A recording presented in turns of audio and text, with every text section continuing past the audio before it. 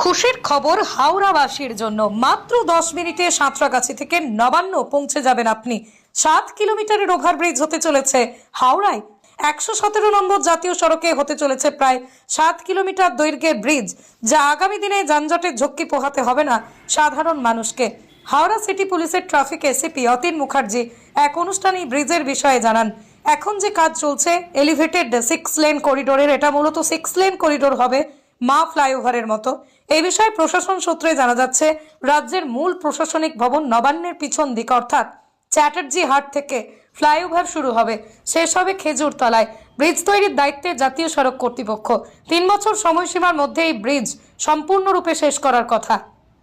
পুজোর পরেই কাজে হাত দেওয়া শুরু হয়। এখন জোর কদমে কাজ চলছে। সাঁতরাগাছি স্টেশনের পর করতেই জাতীয় সড়কে 3টি আন্ডারপাস হবে, একটি সাধারণ মানুষের চলাচলের জন্য, ছোট মাঝারি গাড়ি চলাচলের জন্য অপরটি।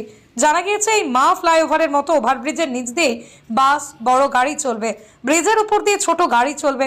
সাঁতরাগাছি নতুন বিল্ডিং এর সঙ্গে নতুন ব্রিজের সংযুক্তি হবে, ফলে যাত্রীরা সরাসরি ব্রিজের ওপর থেকে ছোট গাড়ি ধরতে পারবেন। যা পরিকল্পনা নেওয়া হয়েছে, আগামী 3 বছর পর সাঁতরাগাছির চেহারাই পাল্টে যাবে। জনসংখ্যা বৃদ্ধির সঙ্গে গাড়ির সংখ্যাও বাড়ছে। সাঁতরাগাছি পুরনো ব্রিজের উপর দিয়ে বর্তমানে সারা দিনে কয়েক হাজার গাড়ি চলাচল করছে। ব্রিজটিতে 2 লেন দিয়ে গাড়ি চলে, পণ্যবাহী থেকে সব ধরনের গাড়ি যাতায়াত করে। মাস কয়েক আগেই ব্রিজের স্বাস্থ্য পরীক্ষা করা হয়। বহু পুরনো এই ব্রিজের স্বাস্থ্য খুব একটা ভালো না থাকার কারণে প্রশাসনের তরফ থেকে অল্প সংখ্যক করে গাড়ি ছাড়তে হয়।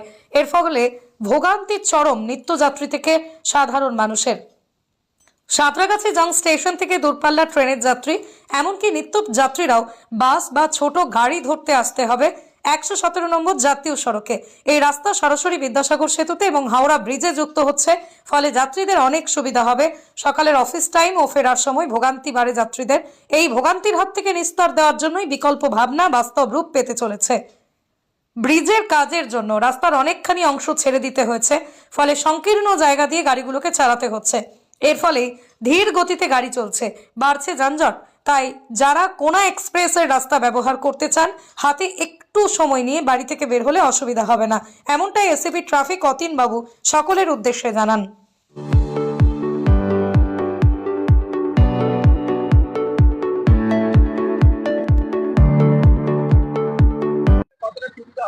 অনেকটা মানুষের সুবিধা হবে।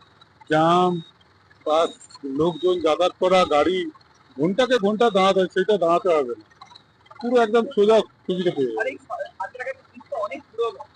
আর সাঁতরাগাছি অনেক বহুত পুরনো,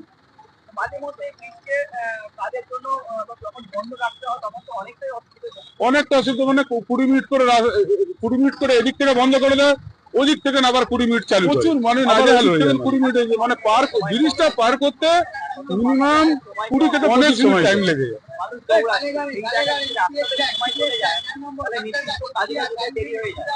অনেক দেখছি তো, যা দেখছেন 2-3 বছর লেগে যাবে, যা দেখছি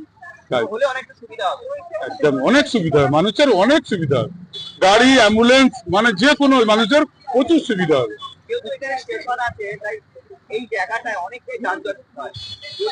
প্রচুর যানজট হয়, প্রচুর যানজট হয়। মানুষ বেরোতে গেলে এই যে একটা লাইন ছাড়লে একটা লাইন বন্ধ থাকে, আরো একটা লাইন চালু করে, মানে ব্রিজ হলে প্রচুর সুবিধা হবে, মানুষের প্রচুর উপকার হবে।